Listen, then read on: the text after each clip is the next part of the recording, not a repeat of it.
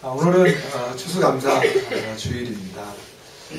1년 동안 하나님께서 우리에게 베풀어 주신 모든 것에 감사하는 주일인데요.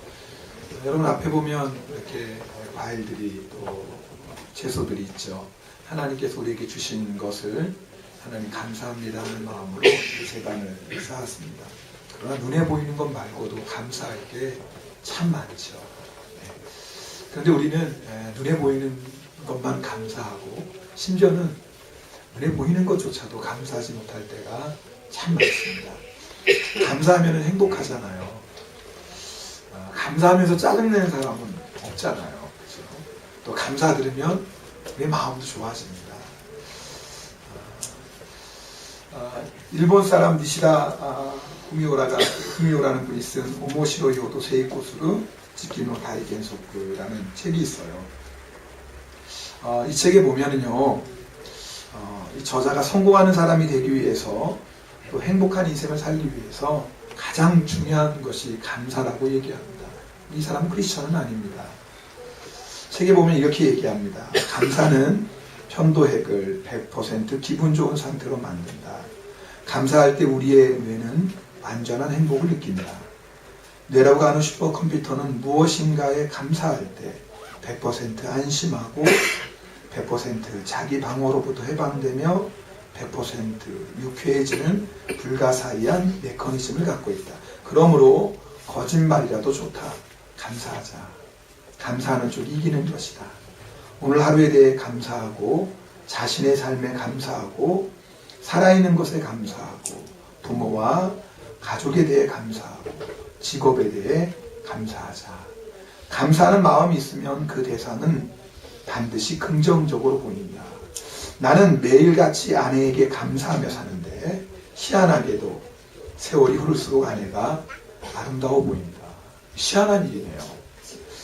세월이 흐를수록 아내는 흰머리도 들고 조금씩 뚱뚱해지기도 하고 얼굴에 기미도 주근깨도 생기고 그러면은 점점점 덜 예뻐질 것 같은데 이 저자는 감사할수록 아내가 더 아름다워 보인대요. 감사의 힘입니다.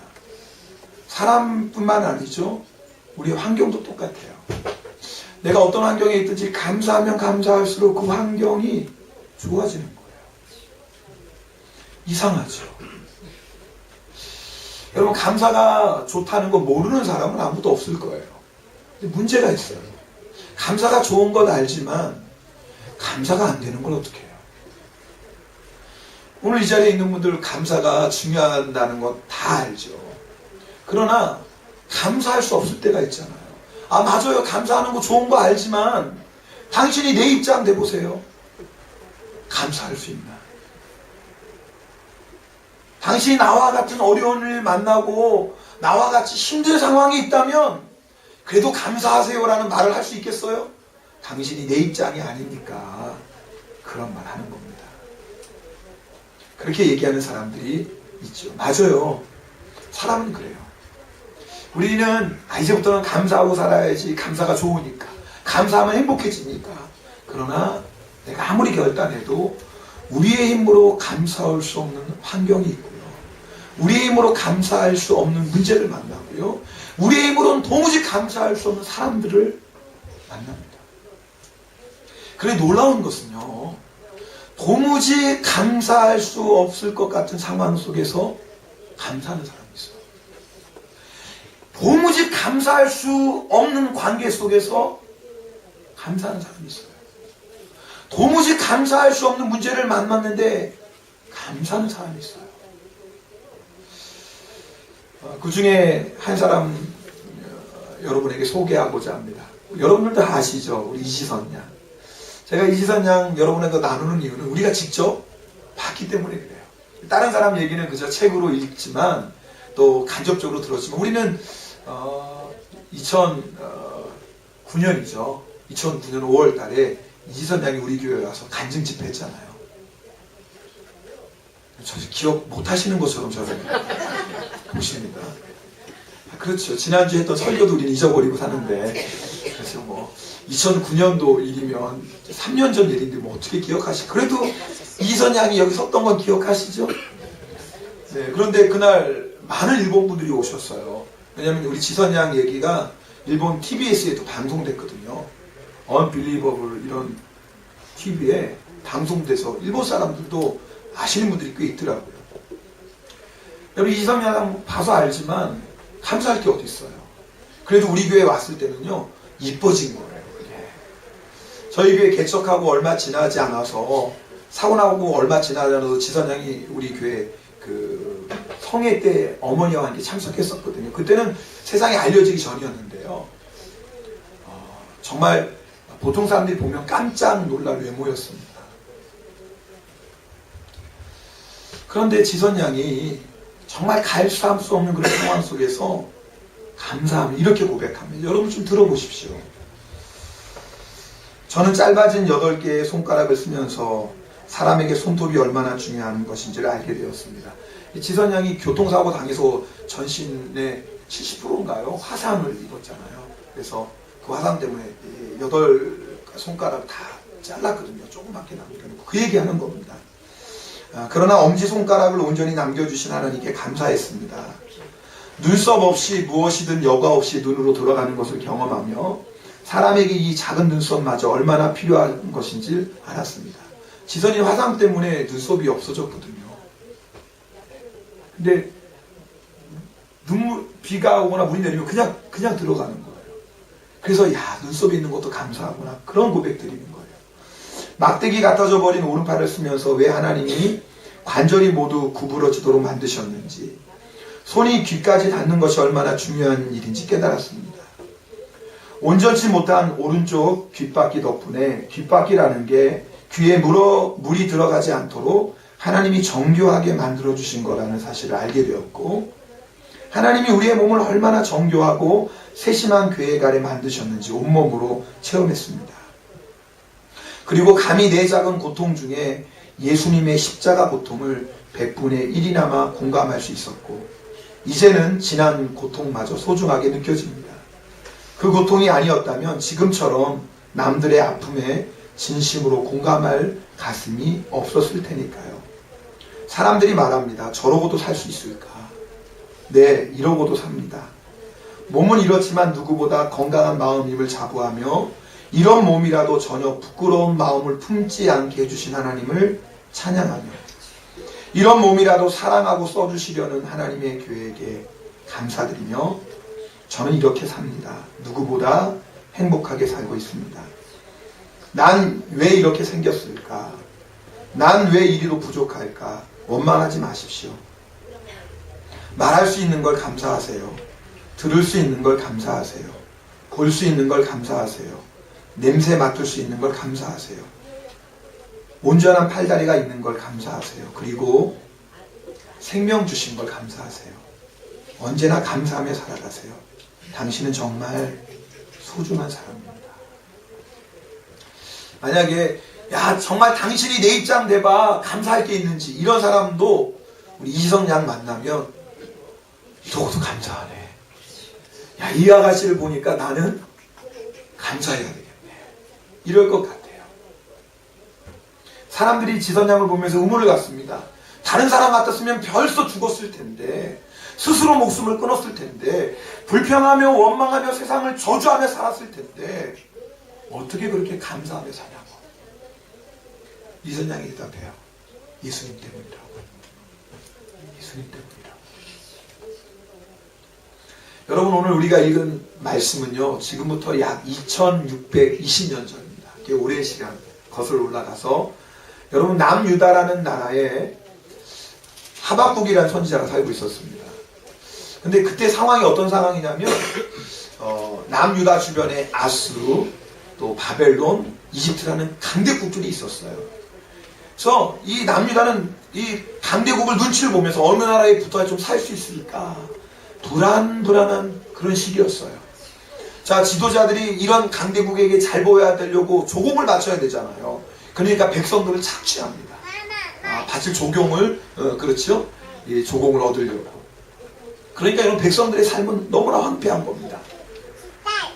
종교적으로도 우상 숭배가 만연했어요. 심지어는 하나님의 성전에서 제사 드리는 제사장들도 우상 숭배를 하고요. 사람들에게 우상 숭배하라고 적극적으로 권하기까지 합니다. 자, 그런 상황을 보고 선지자들 중에 몇몇 사람이 가슴이 아픈 겁니다. 우리나라가 이러면 안 되는데. 그래서 회개하라고 하나님의 말씀을 전합니다.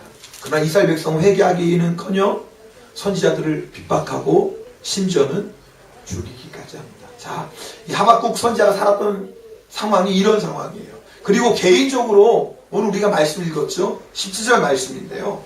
있는 게 하나도 없어요.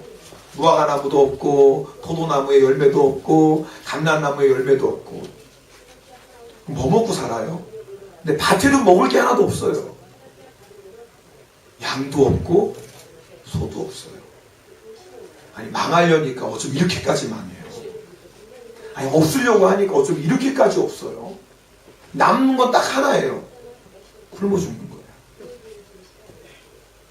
자, 그런데 이런 상황에서 오늘 하박국이라는 사람이 그 다음 18절에 보면 놀라운 고백을 해요. 나 못 살겠다 이럴 것 같거든요. 하나님 어쩜 이럴 수 있어요? 불평하고 원망할 것 같거든요. 나라를, 지도자들을 미워할 것 같은데 전혀 다른 고백을 합니다. 우리 18절 말씀 함께 읽겠습니다. 나는 여호와로 말미암아 즐거워하며 나의 구원의 하나님으로 말미암아 기뻐하리라. 놀라운 고백을 하는 거예요. 가진 게 아무것도 없는데 굶어 죽을 것 같은데 그런 상황에서 즐겁다라는 거예요. 기쁘다라는 거예요. 감사하다라는 거예요. 분명히 하박국 선지자는 둘 중에 하나일 거예요. 하나는 미쳤던지 제정신이 아닌 거죠. 그렇죠. 제정신 가지고 어떻게 이런 상황에 감사합니까? 그러니까 분명히 하박국 선지자가 제정신이 아니거나 아니면 또 하나 있어요.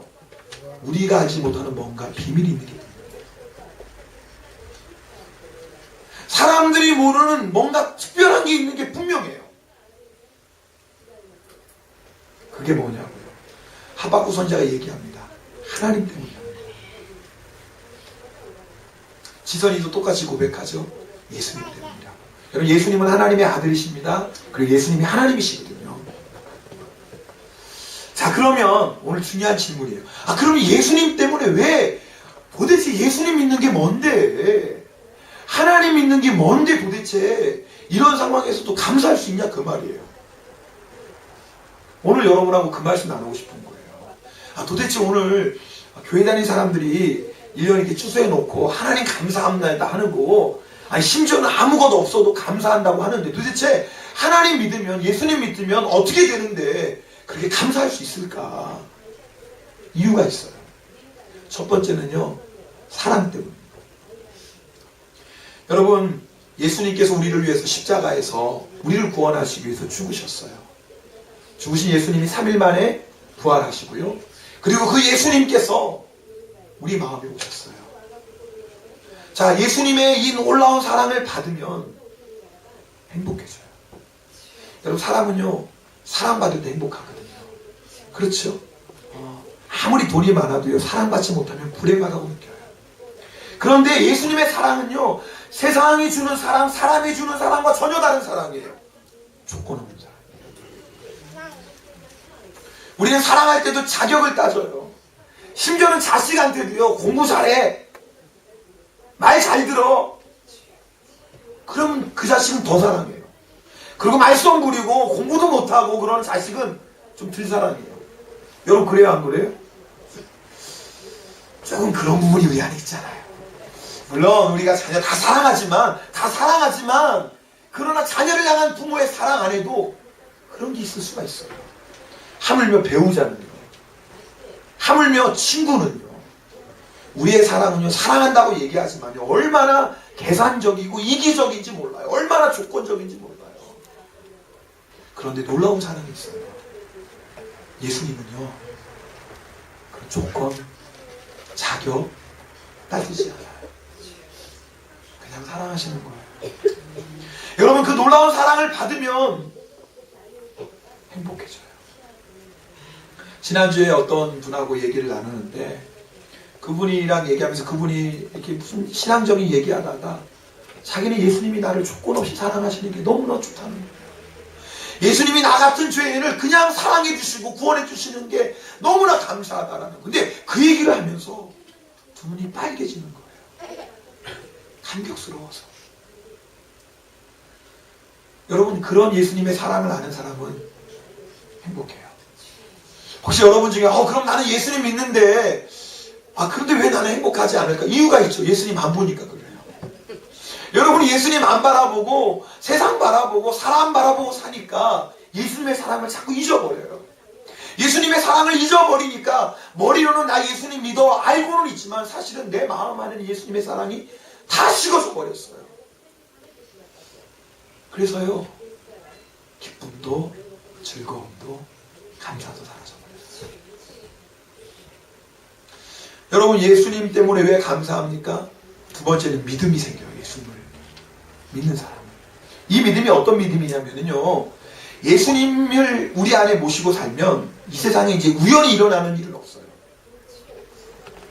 자, 이게 무슨 말이냐면요, 하박국 선지자가 오늘 하박국이라는 사람이 얘기합니다.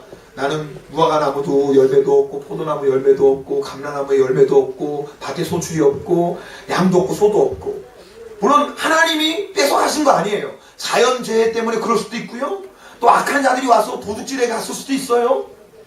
그러나 중요한 건 뭐냐면 하나님이 허락하시지 않으면 그런 일이 생길 수가 없다는 거예요.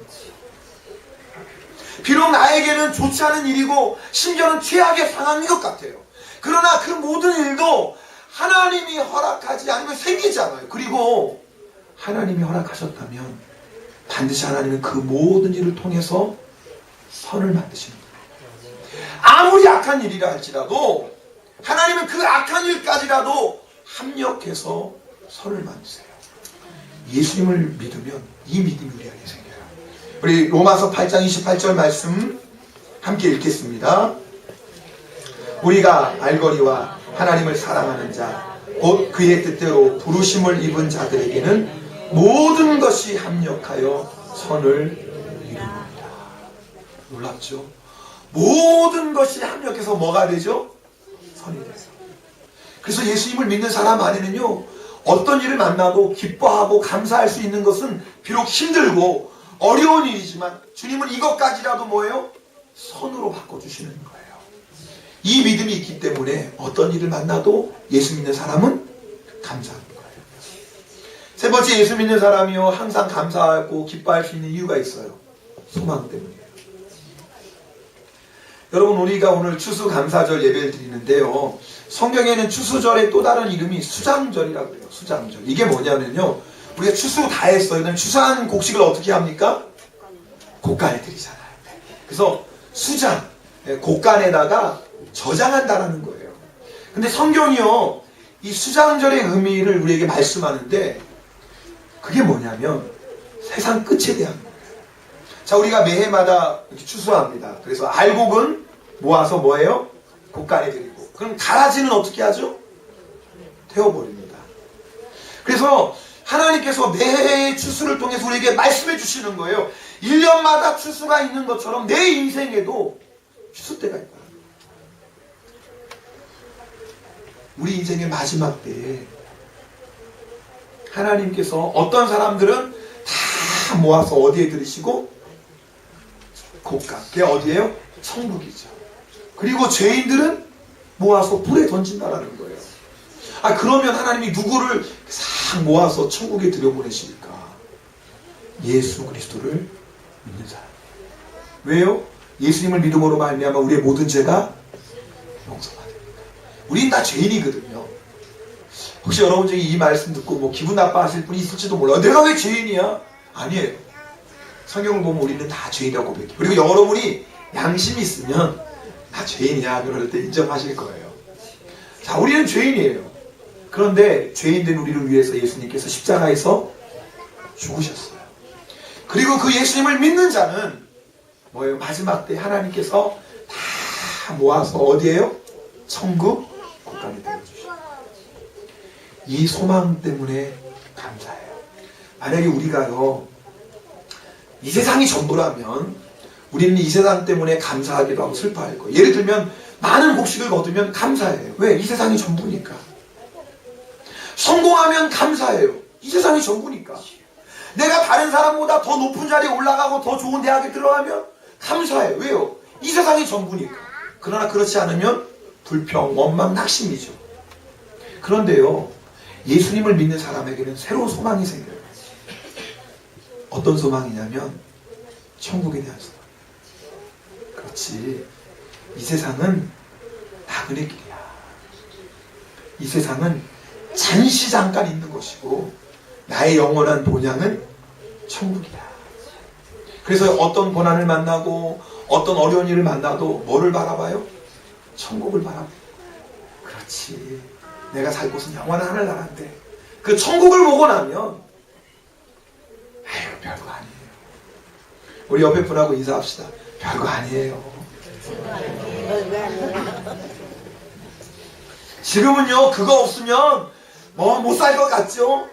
이거 없으면 내 인생 큰일 날 것 같죠? 이거 돼야지만 꼭 살 것 같죠? 이거 없으면 내 인생 망할 것 같죠? 별거 아니에요. 여러분도 다 경험하셨잖아요. 여러분 안 그래요? 여러분 과거에 생각해 보세요. 야, 이거 없으면 나 죽을 것 같아. 근데 그거 없었다고 죽으셨어요? 아니잖아요. 야, 이거 있어야지 살아. 나 이거 없으면 못 살아. 근다고 여러분 그거 없어서 큰일 나셨어요? 진짜 지나놓고 보면 진짜 별거 아니에요. 진짜 별거 아니에요. 그런데 천국에 소망 없는 사람은 그게 별거라니까요. 천국에 소망이 없고 이 세상이 전부인 사람은 그거 없으면 죽는 거예요.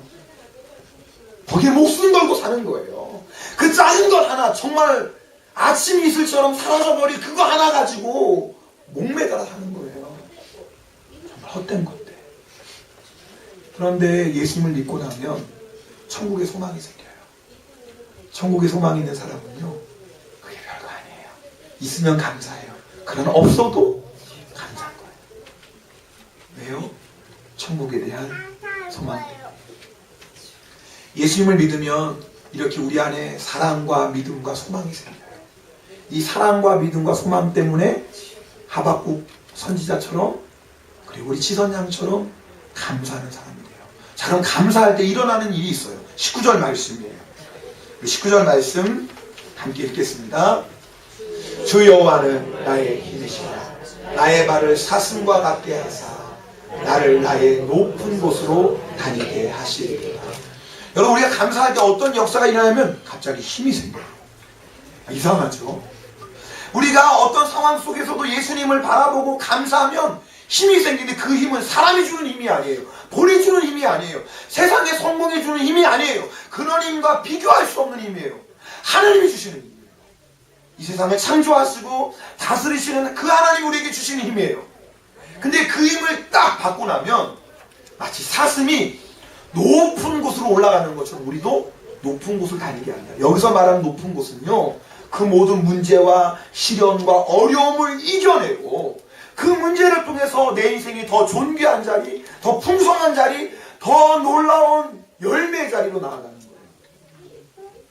여러분, 우리가 신앙생활을 할 때 예수 믿는다고 고난이 없는 거 아니에요. 문제가 없는 거 아니에요. 다른 말로 예수 믿는다고 문제가 사라지는 게 아니에요. 문제는 있어요. 그렇죠. 우리가 문제 많은 세상에서 사는데 어떻게 문제가 없겠어요. 인간관계의 갈등도 있고 부부간의 문제도 있는 거고 물질적인 문제, 질병의 문제 다 있어요. 그런데 중요한 건 내가 그런 문제들 속에서 하나님께 감사하면 어떤 일이 생겨요? 하나님의 힘이 나의 힘이 돼요. 그래서 갑자기 하나님이 나의 힘이 되면서 내 발에 힘이 생기는 거예요. 그래서 어떤 문제도 처벅처벅 올라가기 시작해요. 예전엔 절대 넘을 수 없는 산처럼 보였는데 하나님의 힘이 딱 생기고 나니까 그 태산을 막 올라가는 거예요. 절대 해결할 수 없는 문제처럼 보였어요. 그런데 감사하고 나니까 힘이 생겨요. 하나님의 힘이. 근데 하나님이 주시는 그 힘 가지고 그 문제가 하나씩 이겨나가기 시작하는 거예요. 그리고 그 문제를 통해서 내 인생이 더욱더 존귀한 자리로, 풍성한 자리로 나아가게 돼요. 이것이요, 감사하는 자에게 주신 하나님의 놀라운 축복이에요. 어느 청년이 5살 때 기억에서 지울 수 없는 깊은 상처를 받았어요. 부부싸움 끝에 부모님이 헤어졌는데 그때 이 청년이 5살이고 동생이 3살이었어요.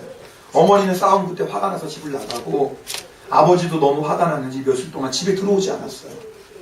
집에 5살, 3살 된 아이들만 남겨놨는데 저희가 어떻게 밥을 해먹을 줄 알아요. 계속 며칠 동안 굶는 거예요. 근데 형이 보니까 3살 된 동생이 죽어가는 것 같더래 보니까. 그래가지고 기어가서 옆집에 있는 사람에게 부탁을 해서 밥을 먹고 살았어요. 나중에 시간이 좀 지난 다음에 아버지가 돌아왔는데 매일 술로 세월을 보내는 겁니다.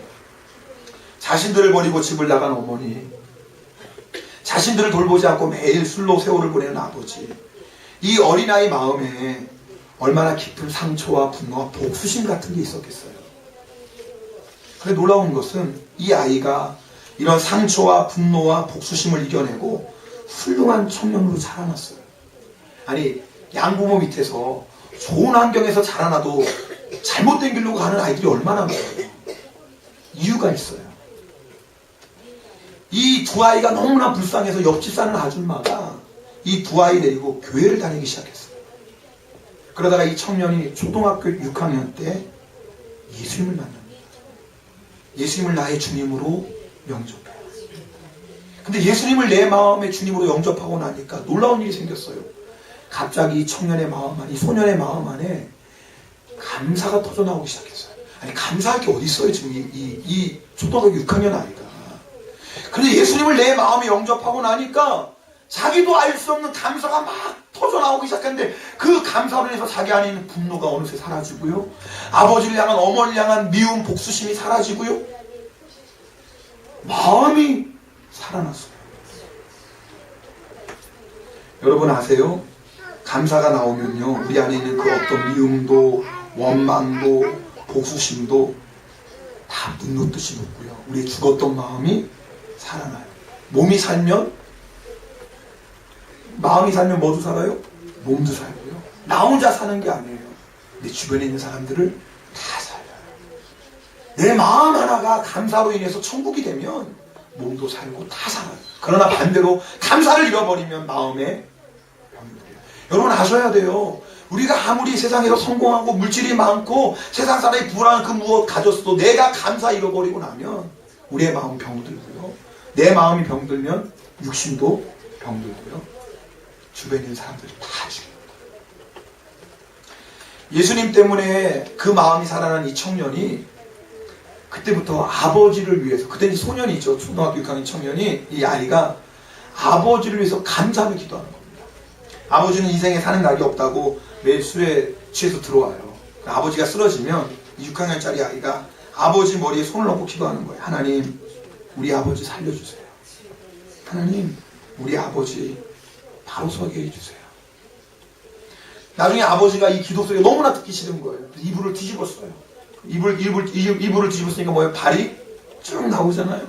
그때는 이 아들이 발을 붙잡고 기도하는 거예요. 하나님, 우리 아버지 살려주세요.